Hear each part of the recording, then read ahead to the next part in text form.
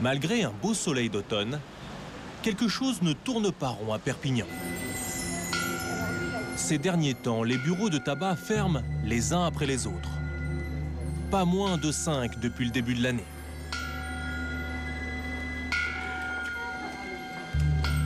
Le tabac du Pont-Joffre est encore ouvert, mais plus pour longtemps. Le patron Brice Cottard passe une bonne partie de sa journée à attendre le client. Les Perpignanais n'ont pourtant pas tous arrêté de fumer subitement. C'est deux. Merci. Au revoir. Au revoir. Vous achetez pas de cigarettes? Bah non, alors, avant, mais c'est un gros... Non, le problème de Brice Cottard, c'est que le prix de ses cigarettes atteint des sommets. Le paquet de la marque qui vend le plus est à 5 €. Et il ne peut pas le baisser, c'est un prix imposé par l'État qui prélève 80% de taxes. 80%, ça fait ça. Tout ce qui est en dessous de mon doigt est un... Tout ce qui est en dessous de mon doigt sont des taxes. En haut à gauche, pendant que Brice Cottard se morfond. Voilà ce qui se passe à 20 minutes de voiture, juste de l'autre côté de la frontière, en Espagne, dans le village de la Jonquera. Au tabac, les clients français trop nombreux doivent attendre un quart d'heure pour être servis. Les cigarettes ne sont pas vendues par paquet, mais carrément par cartouche. Pourquoi ? Tout simplement parce qu'elles sont moitié moins chères. 27,80 € la cartouche, donc 2,78 € le paquet. Et il n'y a pas que la vente de tabac qui bat son plein. Les Français achètent aussi à tour de bras de l'alcool, en moyenne 25% meilleur marché. La bouteille de pastis est à 10,65 € au lieu de 15,50 € en France. À l'extérieur, les Français font la queue dans les stations essence, où le diesel est à 87 centimes le litre, 20 centimes de moins qu'en France. Carburant, alcool, tabac, en Espagne, c'est moins cher parce que les taxes de l'État sont nettement moins élevées. Impossible de se battre. Impossible. C'est pour ça qu'à moyen terme, sinon à court terme, on est condamné parce qu'on ne peut pas. C'est pas possible. Résultat, ses ventes ont chuté de 30% cette année. Il n'a pas d'autre choix que de fermer boutique et de licencier son employé. C'est un peu cruel, mais même ses derniers clients lui rappellent qu'il est condamné. C'est vraiment parce que j'ai pas de monnaie que j'achète une cartouche ici. Ouais, sinon je vais en Espagne, je fais comme tout le monde. Voilà, voilà. Vous voyez, et c'est pas moi. Je fais comme tout le monde, il faut être honnête, il faut le dire. Non, mais c'est très bien, oui, oui. Enfin, c'est très bien de le dire. Vous allez en Espagne acheter vos cigarettes? Oui, tout à fait, je vais à la Jonquera, oui, tout à fait. Ben merci. Au revoir et bonne Perpignan et toute la région souffrent de cette concurrence déloyale. Quel est donc cet endroit, la Jonquera, qui casse les prix en toute légalité? C'est donc en Espagne, presque chez nous, puisque c'est l'Union européenne. D'ailleurs, au poste de frontière, il n'y a pas un douanier à l'horizon. Normal, c'est la libre circulation des personnes et des biens. Juste après la première sortie, c'est la Jonquera, un gros village de 3200 habitants bordé par l'autoroute et traversé par la nationale. Chaque jour, 6000 camions et 15 000 voitures passent par là. Ce serait une commune frontalière comme une autre si son destin n'avait pas basculé avec l'ouverture des frontières. C'est devenu un Eldorado du commerce.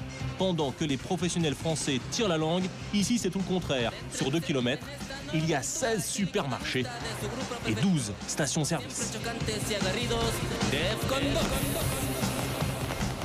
Même le maire n'en revient toujours pas. Régulièrement, Jordi Cabezas vient contempler sa commune du haut de cette ancienne tour de défense.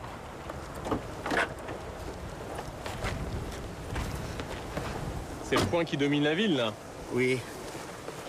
C'est un bel point qui domine toute la vallée de Llobregat.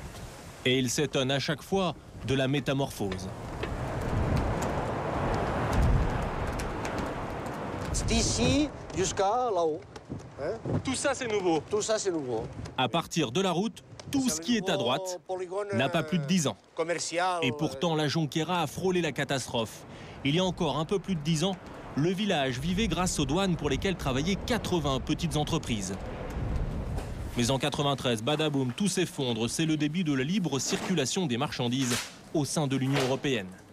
L'activité des douanes est réduite à peau de chagrin et la Jonquera se retrouve sur le carreau. Presque 800 personnes en chômage. 800 personnes en chômage. Sur une population de combien? Sur 3200 personnes? Non, en 93, il y avait 2300 personnes. C'est la crise. On n'avait jamais vu ça. Des manifestations dans ce village habituellement tranquille. L'autoroute coupée par des barrages. Pour trouver une issue, le maire fait une pub dans la presse, offre terrain gratuit pour entreprises créant des emplois. La première société retenue construit un supermarché et une station-service. Grâce à la différence de prix avec la France et à la proximité de la frontière, ça marche. La nouvelle Jonquera prend son essor. Elle a permis la réussite fulgurante d'une poignée de commerçants, dont Antonio Escudero, 50 ans. Avec son frère, ce fils de paysan du centre de l'Espagne règne sur la ville.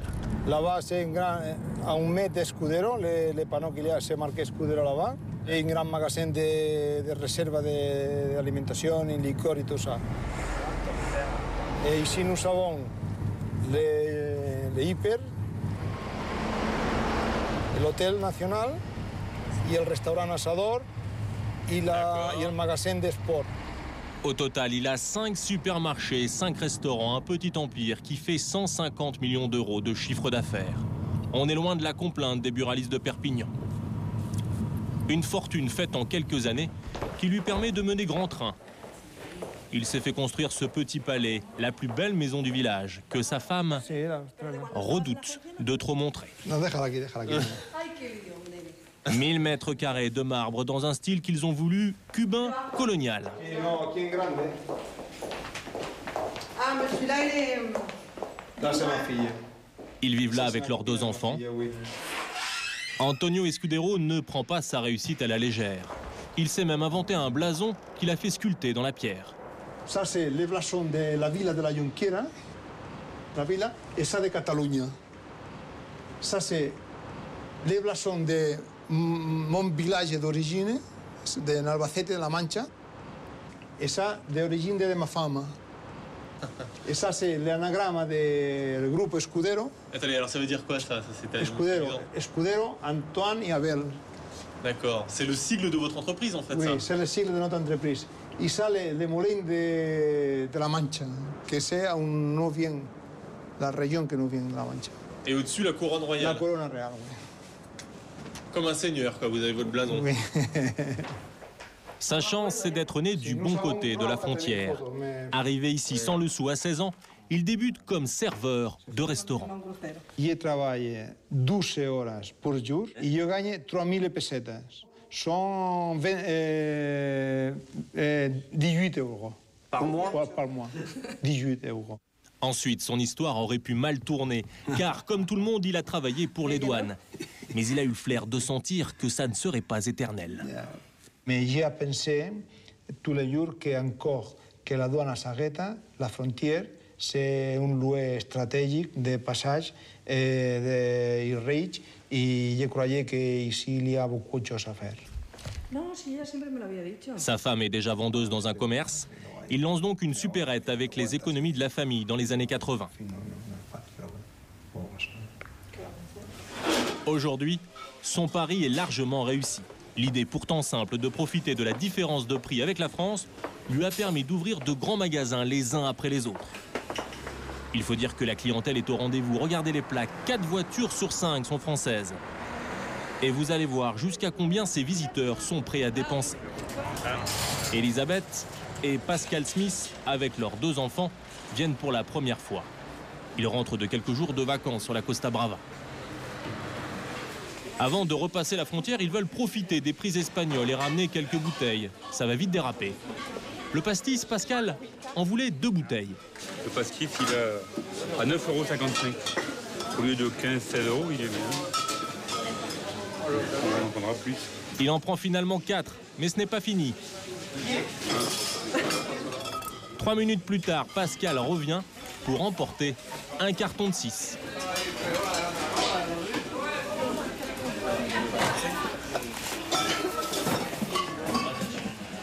C'est quand même une différence de 6-7 €. 6 fois 6, 36, 40 € là, sur le carton. 40 €. Excité par les prix, le couple se laisse tenter par tout ce qu'il voit. Pour 70 centilitres, là on a 1 litre. 4,30 €. La marée brisard, en France, c'est bien au moins le double, voire le triple. Ça, je vais prendre ça J'ai un ami qui aime bien ça, donc je vais les prendre. Ouais. Donc là, c'est le même prix qu'en France, mais on a 1 litre au lieu de 75 centimes. Bien sûr, il profite aussi du tabac. Bonjour, je vais prendre une cartouche de pute. Elisabeth, fumeuse occasionnelle, prend 2 cartouches. Sur ces produits, pas de doute, c'est moins cher qu'en France. Mais pour les autres, il faut être vigilant. Monsieur Escudero a le sens du commerce. Si en passant dans les confiseries, vous êtes tenté, par exemple, par ces barres chocolatées, vous les paierez 50% plus cher que de l'autre côté des Pyrénées. À la caisse, les Smiths se retrouvent avec 17 bouteilles. Ça paraît beaucoup, mais c'est légal. Vous pouvez ramener autant d'alcool et de cigarettes que vous le souhaitez si c'est pour votre consommation personnelle et non pour les revendre. Résultat, ils en ont pour 155,97 €, 200 € avec les cigarettes. Ils ne pensaient pas dépenser autant. Surtout qu'ils ne vont pas repartir tout de suite. À la Jonquera, le commerce a pris des proportions délirantes. Les Français viennent par quarts entiers. Pour les routiers qui viennent faire le plein, des immenses parkings ont été construits. Et même des douches pour qu'ils s'attardent un peu et consomment. Résultat, l'autre business de la Jonquera, c'est les restaurants. Antonio Escudero en a 5, dont El Buffet Libre, son navire amiral. Un lieu incroyable et totalement inédit pour les Français. À l'heure de pointe, il faut attendre 25 minutes pour accéder à l'intérieur. Ça vaut le coup d'œil. Pour 15 € par adulte, vous avez accès à ces buffets gargantuesques. Plus de 120 plats différents sont proposés. Les Smiths sont venus et sont séduits. Après, j'ai jamais vu un buffet aussi grand. Tout est à volonté, sans rajouter un centime. Les sodas et le vin sous pression et du mousseux pour faire fête. C'est la fête, là, hein? Ah bah, C'est bien ça. 3 étoiles, hein. Chaque jour, Antonio Escudero fait son tour pour vérifier que les buffets sont bien garnis. N'allez pas croire que c'est par pure générosité, c'est plutôt par calcul, car plus il y en a, moins le client français en prend. S'il voit qu'il n'y a pas beaucoup de nourriture, il s'énerve un peu. S'il voit qu'il y a de tout, il mange tranquillement. Et s'il voit qu'il n'y a pas beaucoup, donc qu'est-ce qu'il fait? Il prend beaucoup et c'est pas bon pour nous. Parce qu'après, il ne mange pas. Et il jette. Et c'est autant de perdu pour lui. En cuisine, on ne fait pas dans la haute gastronomie, c'est vraiment de la restauration collective. La plupart des plats sont préparés à l'avance par bacs entiers. C'est la réserve, c'est pour 2 jours. La joue de porc, par exemple. D'accord. La joue de porc. On est des tripes, par exemple. D'accord. On est de la dinde, ici. Ouais. Des rognons, par exemple, aussi. Des rognons. La bolette. C'est quoi, là, en bas? C'est sur la bolette. C'est environ 50% de porc et 50% de bœuf. Pour avoir de bons prix, Monsieur Escudero achète la nourriture en grande quantité. Regardez plutôt. Il en a 50 tonnes dans son stock. Quant au vin, pompé par les clients au-dessus, ce ne sont pas des grands crus, mais 2 citernes de 1000 litres de rouge local qu'il renouvelle chaque semaine. En plus de ça, pour impressionner les clients sur ses prix, il est aidé par une TVA espagnole sur la restauration de 7% au lieu de 19,6% en France. Voilà donc le cauchemar des commerçants de Perpignan, d'autant plus que l'Espagne a encore un autre avantage, le coût du travail. Antonio Escudero emploie 250 personnes, dont Nordine Chaoui, 32 ans. Il est marocain comme beaucoup d'employés ici. Depuis 6 ans, il est manutentionnaire dans un supermarché Escudero, bien qu'il ait fait des études pour devenir traducteur. Je passe comme ça avec ma famille, je reste travailler ici 5 jours. Et il m'a dit, mon frère, tu travailles ici? Ouais, je travaille. Je pense pas revenir au Maroc. Monsieur Escudero le paye 6 € net de l'heure, alors qu'en France, le SMIC horaire est à 7,50 €. Premier avantage. En plus, il verse beaucoup moins de charges sociales pour son salaire. Il avance les 11%. 40%. Et la sécurité sociale, 90 €. C'est pas beaucoup. Contre 60% en moyenne en France. Mais vous allez voir qu'il a encore un truc qui fait enrager les Français. Le temps de travail est limité en Espagne à 40 heures par semaine. Nordine Chaoui en fait beaucoup plus que ça. Et le maximum d'heures que vous faites, ça peut monter, vous arrivez à monter jusqu'à combien? 65, 70 70 comme ça, pas plus. À la Jonquera, les journées à rallonge, c'est monnaie courante. Hors caméra, plusieurs salariés nous ont affirmé que ces heures sup étaient le plus souvent payées au noir. Une pratique courante dans les PME espagnoles et un atout supplémentaire face aux commerçants français. Et les choses ne vont pas s'arranger. Car M. Escudero a des projets pharaoniques pour ce terrain vague.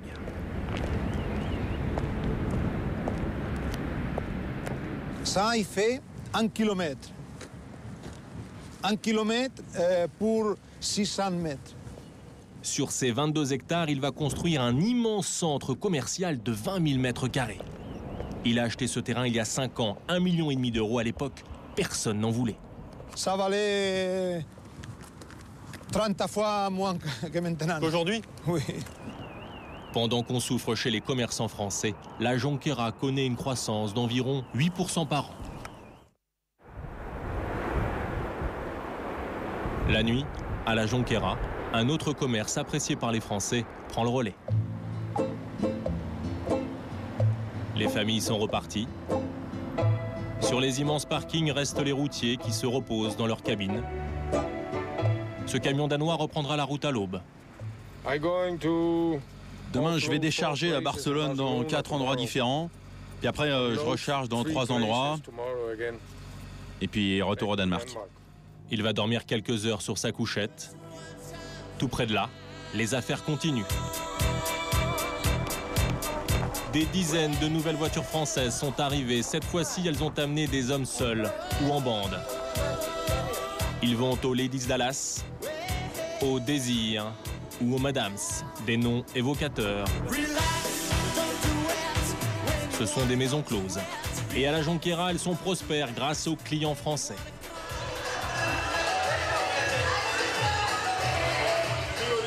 À l'intérieur, où nous avons filmé en caméra cachée, ils sont très nombreux à venir de Perpignan, de toute la côte française et parfois de plus loin encore.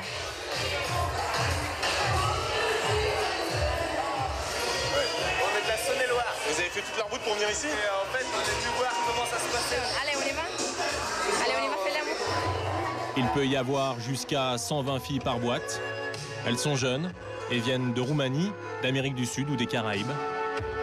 Chaque soir, elles payent un droit d'entrée de 30 à 50 euros pour travailler ici et ne repartent qu'à l'aube.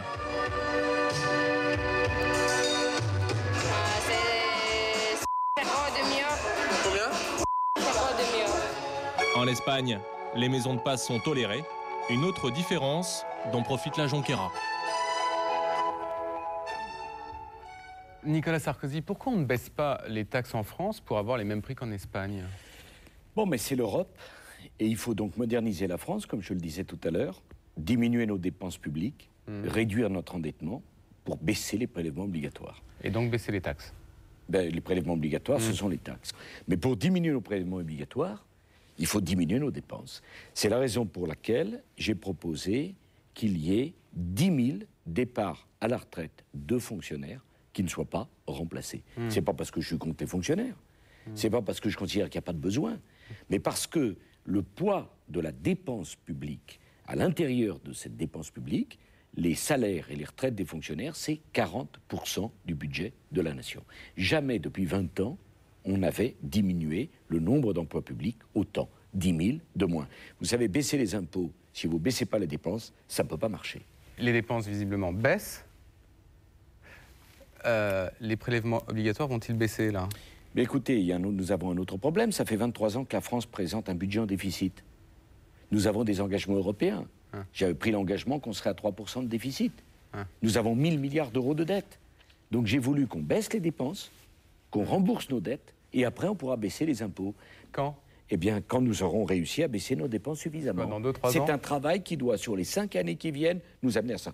Juste une dernière question. On voit que parmi les dépenses qui ont fortement augmenté, ce sont celles auxquelles on ne coupe pas. Comme par exemple le fioul pour le chauffage, il a augmenté de 33% en un an, le gazole pour la voiture de 25%, les assurances, elles, ont augmenté de 6,5%, les loyers de 5% en un an, et les tarifs bancaires, ils ont augmenté de 3,5% en un an. Alors vous avez annoncé que vous vouliez vous attaquer aux tarifs bancaires. Il y a quelques jours, vous avez réuni les représentants des grandes banques pour que ces représentants puissent baisser leurs prix. Vous avez obtenu la suppression des frais de clôture de compte ce que vous aviez demandé. Mais il y a plein d'autres prestations qui coûtent très cher. Exemple, les cotisations pour les cartes bancaires qui ont augmenté de 14% en 2 ans. Pourquoi vous n'avez pas demandé aux banques de faire un effort sur leurs tarifs, sur ces autres tarifs-là? Mais parce que je crois à la concurrence. Et j'ai demandé quelque chose qui me paraît structurellement plus important. C'est qu'on comprenne quelque chose aux frais bancaires. Prenez votre relevé bancaire. Moi, je le pointe tous les 15 jours quand je le reçois. Eh bien, j'ai beau être ministre des Finances, je ne comprends pas tout. Enfin, je ne comprends pas tout, bien sûr. En tout cas, sur mon relevé bancaire. Et quand il y aura de la transparence, comme je l'ai demandé et obtenu sur les relevés bancaires, à ce moment-là, vous pourrez calculer si vous avez intérêt ou non à changer de banque. J'ai demandé aussi... Mais si toutes les banques pratiquent des tarifs excessifs? Non, parce que la concurrence, ça permet de tirer les prix vers le bas. J'ai demandé aussi qu'on puisse changer de banque sans que ça coûte d'argent. C'est incroyable qu'on vous demandait de l'argent pour clôturer votre compte. On a juste le sentiment que vous avez été un tout petit peu moins ambitieux que vous l'avez été avec la grande distribution et les grands industriels dans les hypermarchés. Bon, j'ai trouvé une personne qui trouve que j'en fais pas assez. Qu'est-ce que vous en pensez? Je lis des articles partout en disant que j'en fais trop. Non, mais sur ce point-là, qu'est-ce que j'en pense? J'en pense que j'ai pas terminé mon travail, qu'il y a encore plein de chantiers à ouvrir. Et que vous restez encore 15 jours à Bercy. Sur cette